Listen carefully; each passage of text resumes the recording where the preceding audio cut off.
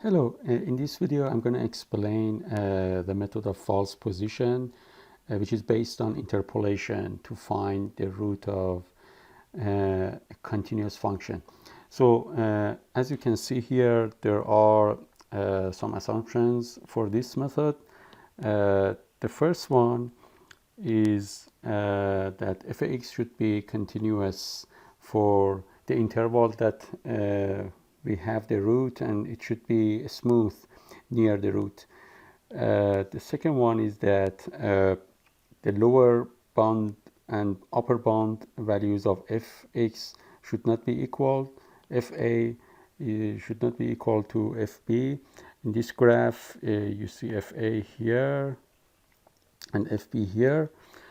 And also, the third assumption is that fa times fb should be negative. In other words, one should be above the x-axis and the other one should be below the x-axis, as you can see here in the graph. Okay, let me show you how this method works, because I believe the best way to understand any method is through illustration, especially for this is through graph and drawing the method on this curve. So we first draw the secant between FA and FB on the graph. So let me do that. We draw the secant here.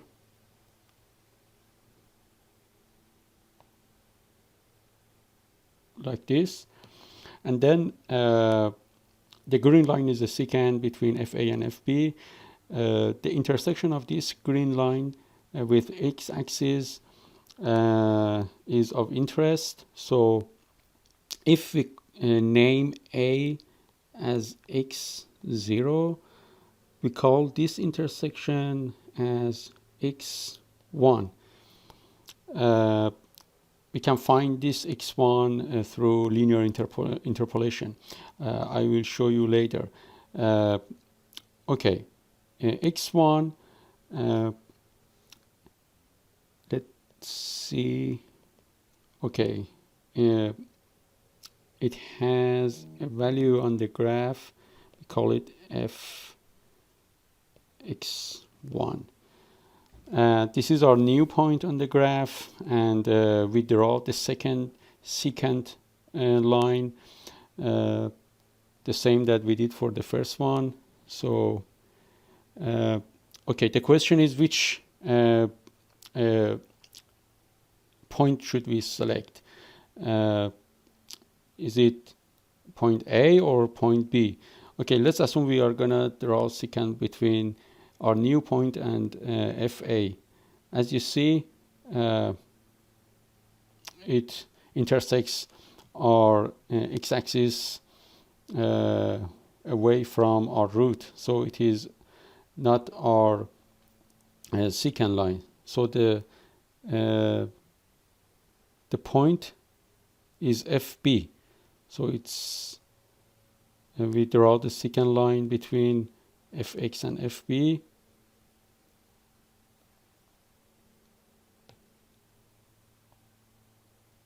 Like this.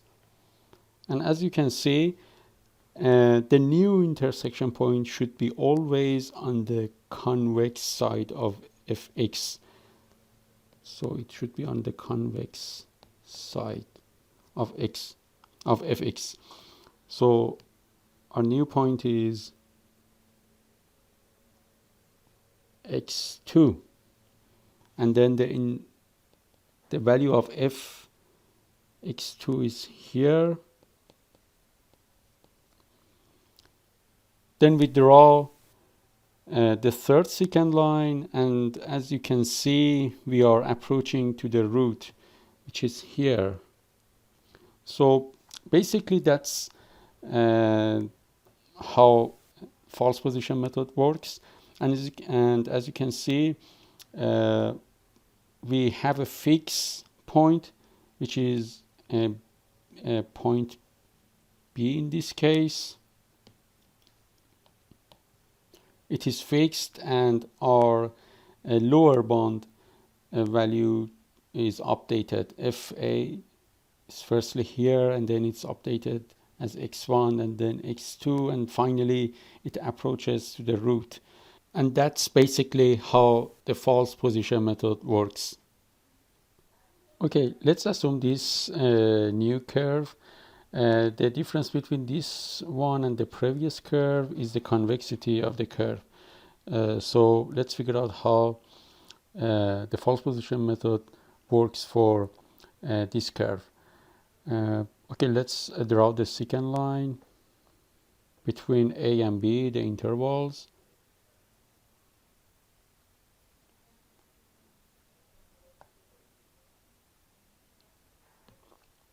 It intersects x-axis at this point, and we have value of fx1, if we call this x1. Now we want to see which point between A and B we should select to draw the second line. Let's assume we want to select point B, and then you see the second line does not intersect the x-axis at the convexity side of the fx, so it should be point A. So our fixed point is point A. So we draw the second line between fx1 and fa.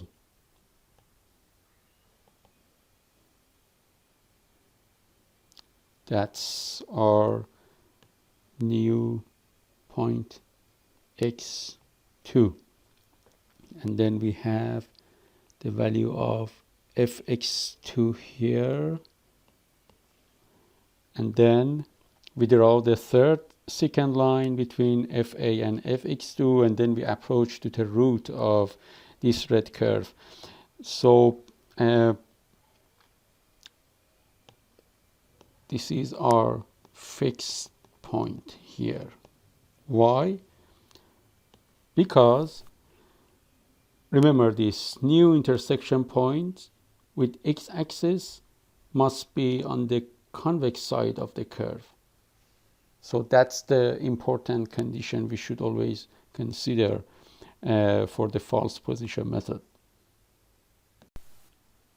As I mentioned before, the false position method is based on interpolation. Here we have the green line, which is the secant line, and we know the endpoints, the coordinates of the endpoints, which are fa and fb, and also their x values. So knowing 2 points of a line, we can obtain the equation of the line, which usually is expressed in form of y is equal to mx plus b. M is the slope and b is the y-intercept of the equation. So having the equation of the line, we can easily obtain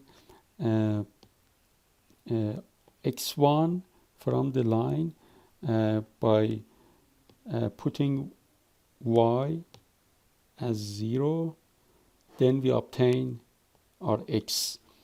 So based on this concept, we obtain the next x in the next iteration. That's how the false position method obtains the next value of the x in the next iteration. We use this formula to obtain the equation of a line.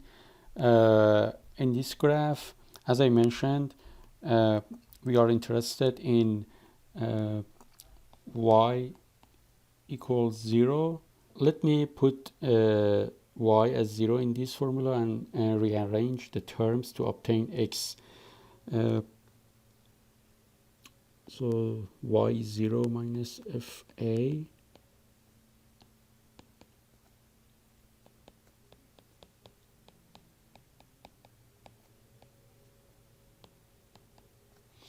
and if we write in terms of fa, fb, and b and a, we obtain x1, let me call it x1 as we have it here on the graph, is equal to a minus fa times b minus a divided by fb minus fa. So this is the equation that we consider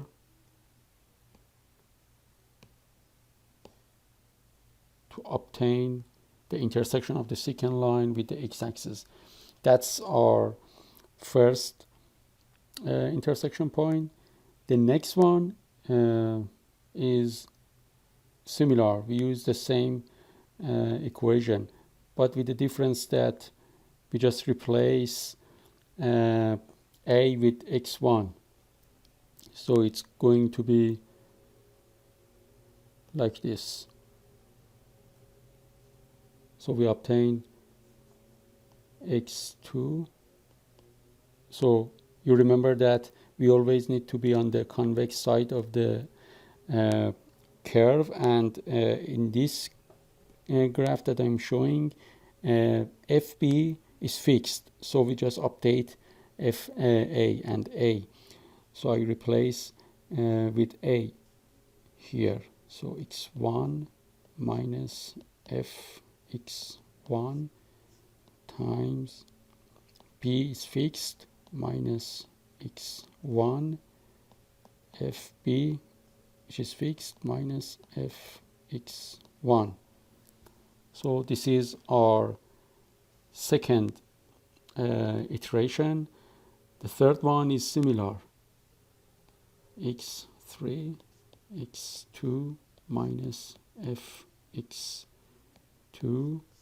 times b minus x2 fb minus fx2, and we proceed with the same approach until we get to the root of the equation, and that's how we update our x values. Okay, let's take a look at an example. We use the example that we already considered for the bisection method video. So this is a good example to work with. Let's assume that we are looking at the interval 1.5 and 2, and also we have the fx values at point 1.5 here and at point 2 here. So those are positive and negative values, so satisfying our assumption for the false position method. And we also consider our interpolation relation that we obtained here. So we use that equation in a general form. So we have xi plus 1, I stands for iteration, so I plus 1 is the next iteration, equals xi, the current iteration, minus f xi times b minus xi over f of b minus f of xi. So we use this general form to interpolate the intersection of the secant line and the x-axis. Okay, for this example, I'm going to use Desmos graphing calculator to show the graph and also obtain the values of the interpolation. So here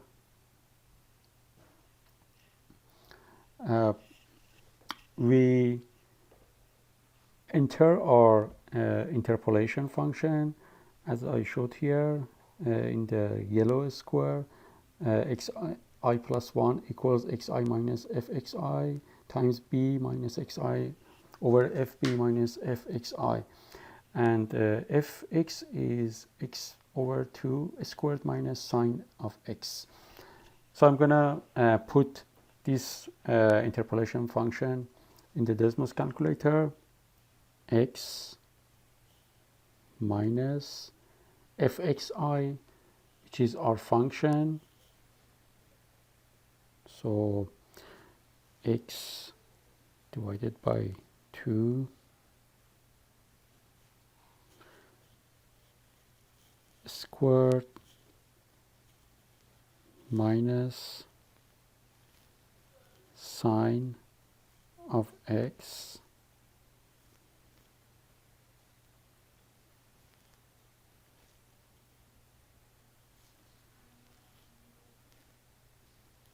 times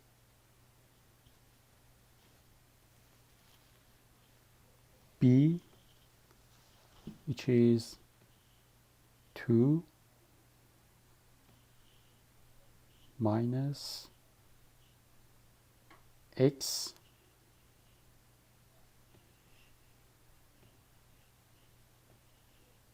divided by f of b, which is 0.090703 minus fx, which is our function again.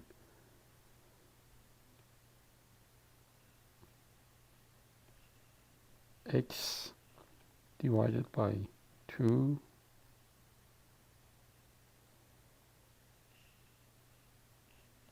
squared minus sine of x.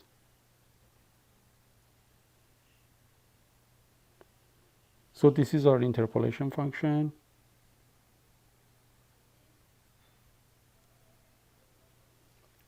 Let's turn off the graph because we are not interested in the graph. We just want to obtain the new x value. Okay, for the first iteration, we have 1.5. So we put 1.5 here, and we obtain 1.9137309. So this is our second iteration. So we put that value here in our table.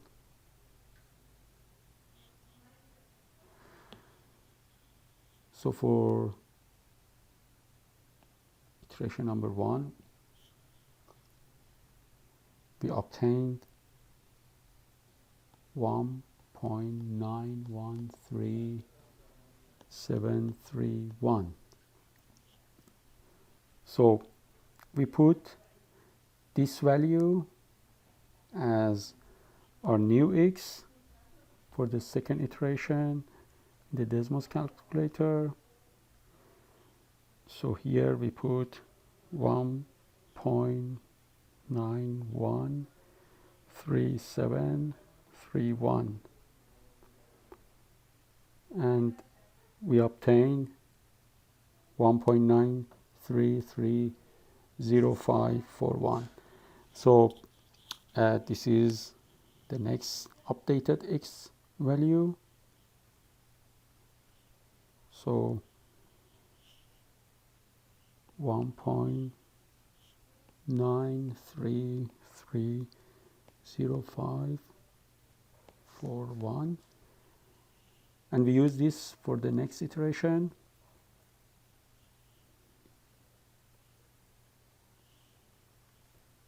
$1.9330541 1, and we get 1.9337296. So we put this value as our new x.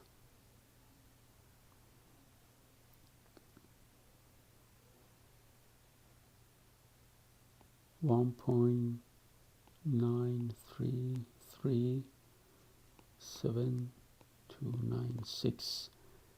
Use it for the next iteration.